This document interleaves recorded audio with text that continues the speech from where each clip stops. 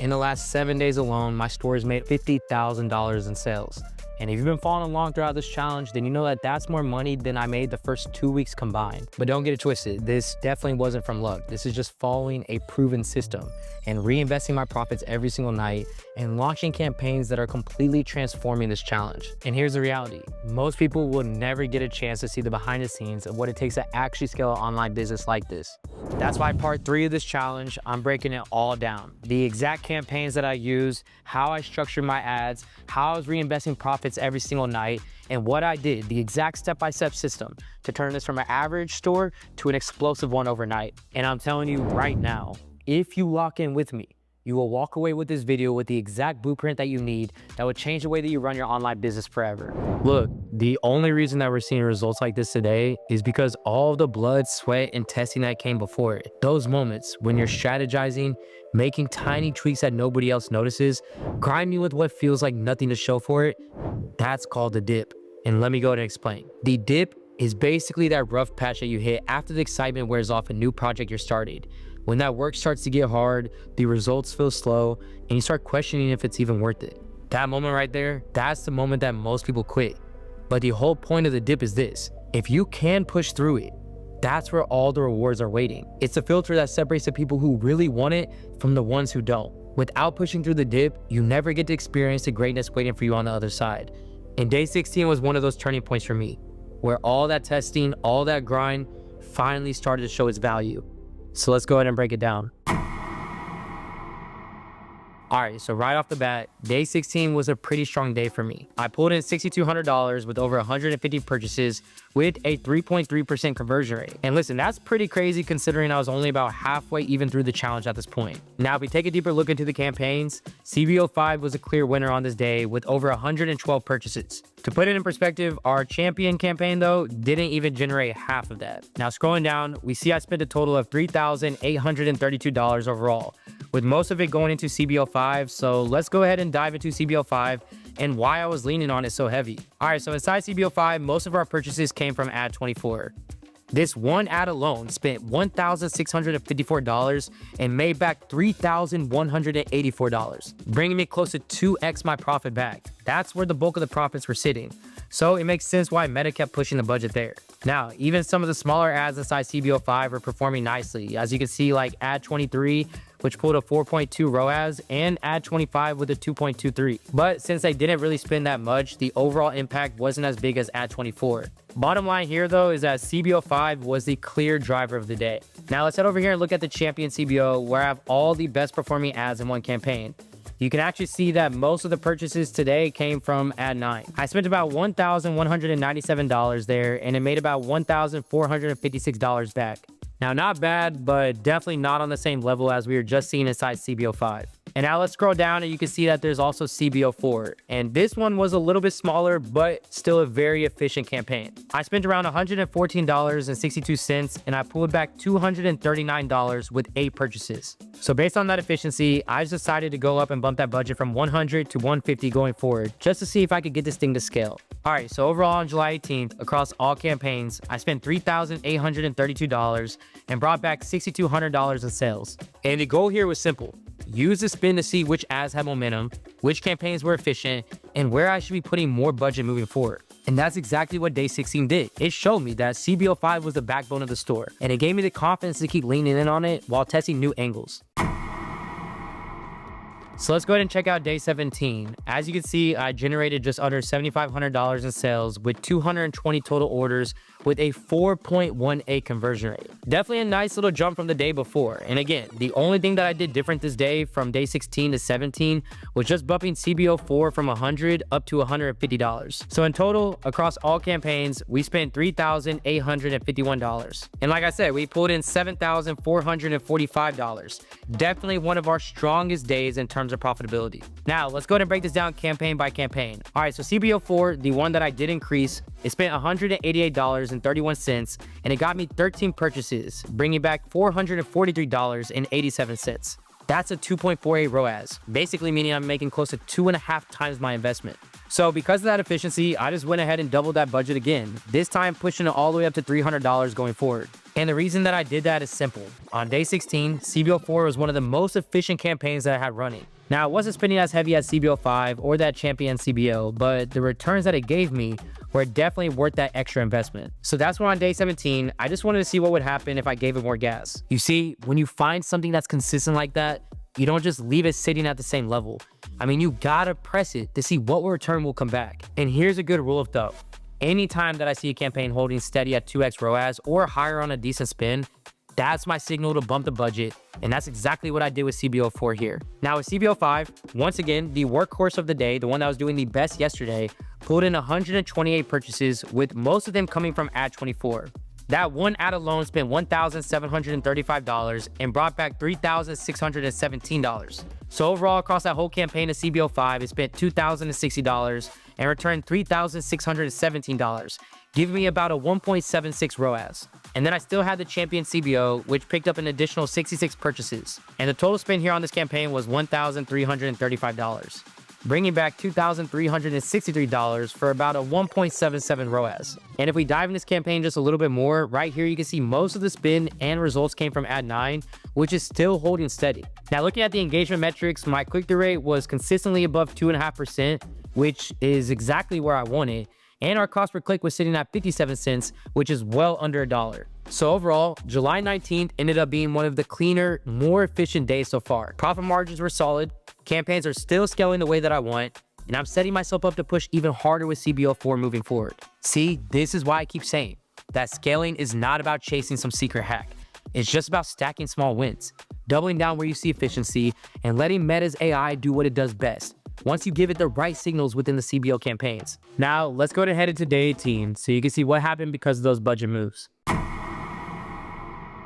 All right, so day 18 was a pretty interesting day. We ended up making $8,047 in sales off of 225 total orders, hitting a 3.11% conversion rate. All right, so heading into the ads manager across all the campaigns, we spent $5,360. Let's go ahead and jump straight into the campaigns and see what we're working with though. All right, so starting off with CBO4, the one that I just doubled in budget, spent $337 and pulled only in 10 purchases, making back $401. Now that's still a positive ROAS, but it's definitely not the margins that we want to be seeing. And you can actually see that the efficiency dipped as we scaled the budget, and I'll be real, that is normal. When you decide to double a budget like this, you're asking Meta to find more buyers faster.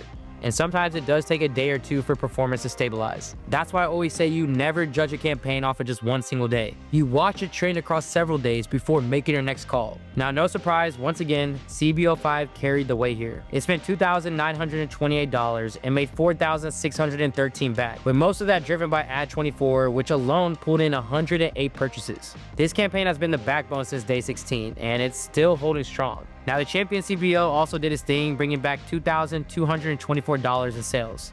Now, most of those purchases came from ad 9, which grabbed 48 out of the 67 total purchases. So that ad alone continues to be the most consistent performers in this entire challenge. And then there was a surprise that came out of nowhere. CBO2, one of the old testing campaigns, finally came back into play. It only spent $117, but it returned $371 in sales with 12 purchases. 9 of those purchases alone came from ad 8. That is a 4.43 ROAS, easily the strongest of the day. I'm telling y'all, and kind of even telling myself that these sleeper campaigns, they do come back to life after running cold for a while, which is why I just never shut them down too quickly. As you can see, scaling isn't a straight line. Some days you'll push budgets and see the efficiency dip. Other days you'll get surprise wins from campaigns that you thought were dead. The key here is just letting the numbers guide your next move. And I know, for some of you watching, all these numbers and decisions can feel overwhelming. Trust me, I've been there. When I first started, I was drowning in data, second guessing every move, and just feeling like I was one wrong click away from blowing my budget. This is exactly why I built my one-on-one mentorship, to take the guesswork out and walk you through it step by step, no matter your experience or background. Where inside, you'll be getting weekly one-on-one coaching calls with myself and my team, 7-day-a-week chat support so you're never stuck, access to my private community of students who are scaling right alongside you, a step-by-step guided course that you can learn from when you're not on calls, and so much more. On top of that, I'll lay out a customized step-by-step plan built around your situation, where every single week I personally review your campaigns, products, and strategies to make sure that you're moving in the right direction. So listen, if you're serious about building a store the right way and avoiding all the wasted time and money, then go ahead and hit the link in my description and apply for one of the limited spots we have available today. With that being said, let's roll right into day 19. All right, so day 19, the numbers did pull back a little bit. Total sales came in at $7,378 with 212 total orders with a 3.19% conversion rate. So definitely nothing crazy, but let's take a look at why exactly our numbers dropped. Now looking at the campaigns, CBO2 fell off after it had a little bit of a comeback yesterday. You can see it only spent around $104, brought in 3 purchases, and made back $89.67. So this ended up bringing the ROAS just below our break even at 0.86. So at this point, I'm obviously not going to lean in on CBO2 to carry the store as it's not built for that. But I'm also not going to kill it just yet. I'm still going to hold on. Now moving on to the champion CBO, we ended up pulling in 74 purchases. It spent $1,585 and returned $2,620 in sales, most of which came from ad 24 with 12 purchases and ad 9 with 54. So with this campaign, we're still profitable here, but the ROAS has been trending down compared to earlier in the week. Now with CBO4 though, it did stay pretty consistent. It spent $314.45, bringing in right around 10 purchases again. So nothing crazy, but it stays steady. CBO5 is where the biggest shift showed up though, as it spent $2,642 and brought back 112 purchases. And if we take a look at the ads, we're gonna see that ad 24 carried most of that with 85 purchases, plus a few coming from ad 27. But the biggest problem here is that this ROAS is dropping, and it just dropped down to a 1.26. So because of that, I decided to scale the daily budget back from $2,500 down to $2,000 just to try to protect my margin here. Now, there was also a smaller campaign, which is CBO6, that spent $105 and got 6 purchases from ad 23, bringing back $191.94. Now, this was definitely a highlight to the efficiency that was happening here, but the volume was not enough to move the day overall. So let me tell you what the biggest lesson here is. It's that when you see a trend of efficiency dropping, the move is not just to keep pouring more money in it.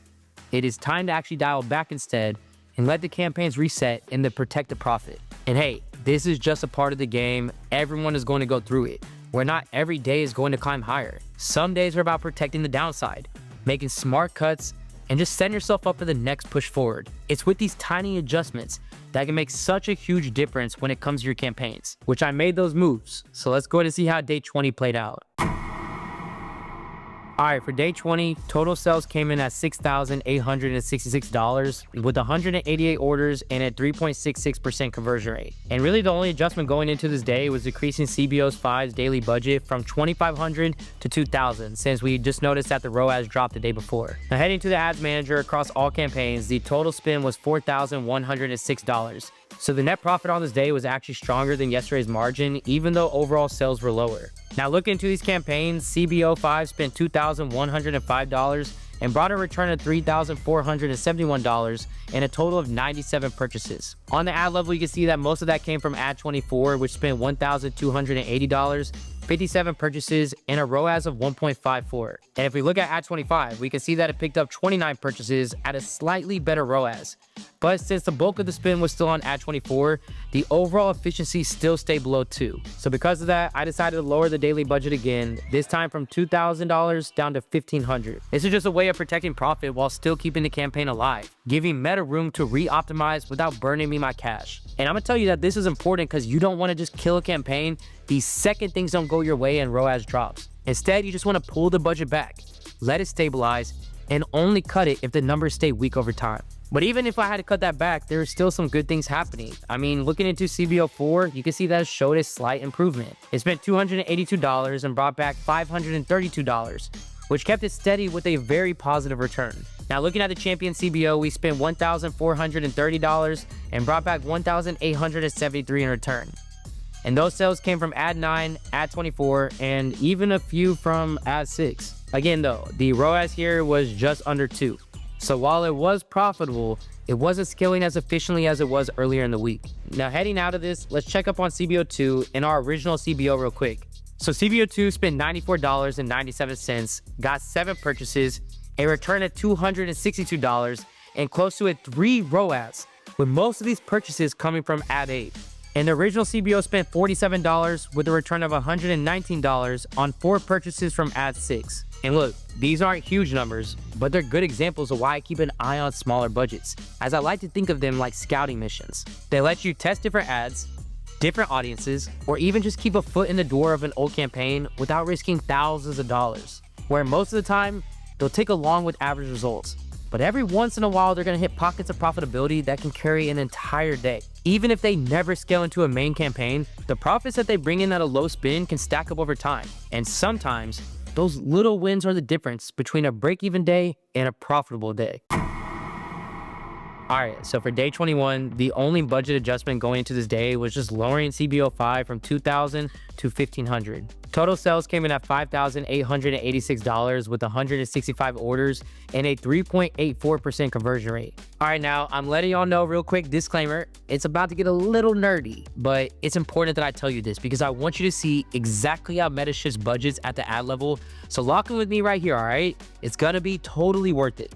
All right, so CBO5 delivered 62 purchases and returned $2,150 in sales. Now, normally Ad24 carries most of the load, but today, Meta started spreading the budget out. Ad24 pulled in 23 purchases, Ad25 added 21, and Ad27 came through with 14. And here's why that matters. When Meta starts shifting spin, it's recognizing that other ads are showing promise, so it's gonna reallocate dollars to balance efficiency. That's one of the real strengths of running CBOs. Even if you look at the ROAS, I mean, Ad27 actually had the best efficiency at 2.47, while Ad24 slipped to just 1.13, and Ad25 landed around 1.16. And on paper, for anyone who's looking at that, that might not look great. But look, even with ROAS dropping, cost per click stayed under $1 and click-through rate was still strong. Ad24 had a 2.5% click-through rate. That's just telling me that the ads are still grabbing attention, but the buyers just didn't follow through at the same rate today. And that's a big distinction. A weak creative usually shows up first in click-through rate, not purchases. With that being said, let's go ahead and jump into our champion CBO that we've been running. So looking at this, you can see that it brought in 67 purchases on $1,428 ad spend, returning $2,461 in sales. Ad 9 had 34 purchases and $1,151 in revenue, while Ad 6 added 15 purchases and Ad 24 added 16. Now looking at the click-through rate on Ad 9, we see that it's well over 4%. So that right here is a healthy engagement signal. So even when purchases slow down, I still know that this ad is going to be resonating with people. Now let's go and talk about the smaller campaigns, because this is where you're going to really see why I always kept these running, even if they weren't hitting at the beginning. CBO3 spent $47 and made $162 back with 5 purchases. 2 from Ad 20, 2 from Ad 19, and 1 from Ad 21. The efficiency here was crazy, I'm not gonna lie. I mean, Ad 20 had a ROAS of 8.96. Ad 21 spiked with 9.83, and then another test CBO spent $95 and returned $194 back with 4 purchases, Ad 15. That ad alone posted a strong, close to 22 ROAS. Almost 22 times my investment back. That is crazy, and it's something that a lot of people have never been able to see. So as you can see with July 23, sales finished at $5,886. And now with ROAS trending slightly higher and some of the smaller CBOs are putting up crazy returns, there is really no need for me to make budget adjustments today. This is why I always say that you have to look at the whole picture, not just a single part of it. Even when your main campaign is slowing down, smaller budgets can spark and keep you profitable. So I want you to understand what the key takeaway is here.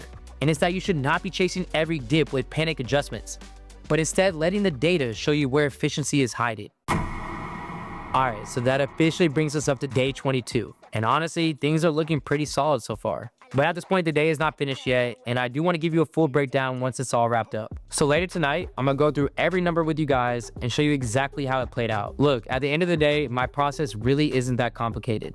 It's not some secret formula that I use. It's not some crazy cheat code. It's just repetition. Wake up, check the numbers, cut what's not working, feed what is. That's it.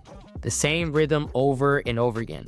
And I know that that sounds simple, but that's the whole point here. This whole week worked because I didn't try to reinvent the wheel every time something dipped. I just kept repeating the process. Some campaigns cooled off, others woke back up. But the main key here is just to make the small adjustments that keep moving everything forward. Because what actually wins is consistency. Having a system that you trust when things are going great, and especially when things aren't. That's how you're gonna pivot without losing your head, your mind, and your inner peace. And look, you guys should know that by now I'm not just doing this for me. I'm doing it for my family. I'm doing it to prove to anyone watching this that this business model still works. It's just evolved. And the people who treat it like a real business, who test, who pivot, who keep showing up, those are gonna be the ones who win. All right, y'all, I'm wrapping up the day, so I thought I'd check back in with you guys. Now look, the goal from the jump was to hit $100,000 in 30 days. And I'm not gonna lie, I was looking at the numbers earlier this week, and it looks like any day now we're actually gonna hit it. So yeah, I'm low-key nervous to check these numbers right now, cause who knows, maybe tonight is the night. So let's go ahead and pull it up though. Okay, so today it looks like we closed out with $5,341 in sales. Now that came from 155 total orders, giving us a 4.28 conversion rate. That's a slight dip from yesterday's 165 orders, but conversion rate actually ticked up, which is a really good sign that the traffic that we're bringing is still quality. Now looking at the breakdown, CBO5 once again led the way. It spent $1,444 and returned $2,800 with 85 purchases. Now the big shift here is that Ad25 really stepped up. It pulled 53 purchases and over 1,800 in sales with a 3.04 ROAS. Meanwhile, Ad24 slid even further, only landing 15 purchases, and Ad27 chipped in with around 10. So you can see that the torch is kind of passing here, and Ad25 is now the workhorse inside CBO5, and Meta's reallocating budgets because of it. So heading to the champion CBO, it spent $1,464 and made right back around $1,800 with 51 purchases. So that's about a 1.24 ROAS. Not the strongest that we've seen, but it's still bringing in steady volume, which definitely helps balance this thing out. Now CBO4 on the other hand definitely had a rough day. It spent around $234 but only got 3 purchases. Now most of that went over here to Ad29, which flopped with a 0.40 ROAS. I will say though that the bright spot was Ad28. I mean, it just had 1 purchase, but that purchase came in and brought in an 8.87 ROAS. So still, volume is what matters here, and with numbers this low, I just went ahead and cut this budget from 300 down to 200 to just go ahead and stop the bleeding. Now CBO2 actually does look pretty clean though. It spent $101.41 and brought a return of $246 on 8 purchases, with most of them coming from Ad8. Now that's a 2.51 ROAS, and it's another example of why I keep these smaller campaigns alive. They don't just carry the whole store, but they keep the day profitable and provide little sparks of efficiency that add up. What that means is that over the last 7 days alone, each of these campaigns, both big and small, brought me in a total of $47,166 with 1,344 orders coming in. And taking into account all these orders and that my cost of goods is $7.50, it means that I spent around $10,080 on products, $28,848 on ads, and over the last 7 days, I was able to put in over $8,000 profit back in my pocket. But my official total since starting this new store on July 2nd, 22 days in this challenge, is sitting right at $91,109. So yeah, we're still not quite at this 100K mark yet, but at this pace, it's coming and it's coming soon. I mean, we're only about $9,000 short. And honestly, since it looks like we're gonna hit the original goal earlier than I expected, I'm thinking it might be time to bump it up an even crazier number. But hold on, let me pump the brakes. I do not want to speak too soon, cause sure, one day could actually push us over 100K, but one bad swing could really set us back hard. So we'll see if I'm still feeling this ambitious in the next video. You see, the real lesson here is not just about hitting numbers. It's about building a process that you can trust. Cutting what's weak, doubling down on what works, and just staying consistent even when the days feel slow. That's the blueprint that keeps you profitable and continuously moving forward. And look, if for some reason you're watching these out of order, that's fine. I want you to do me a favor though. Go back and check out part 1 and part 2, because that's where you're gonna see me going through this process live in real time. Not just breaking it down like I did here, but I mean actually living it.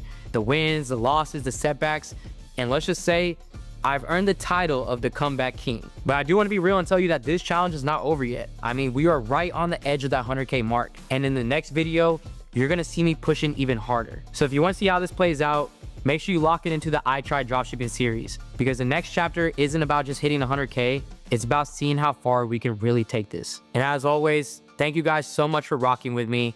I'll see you there. This is AC with Supreme Ecom, and I'm out.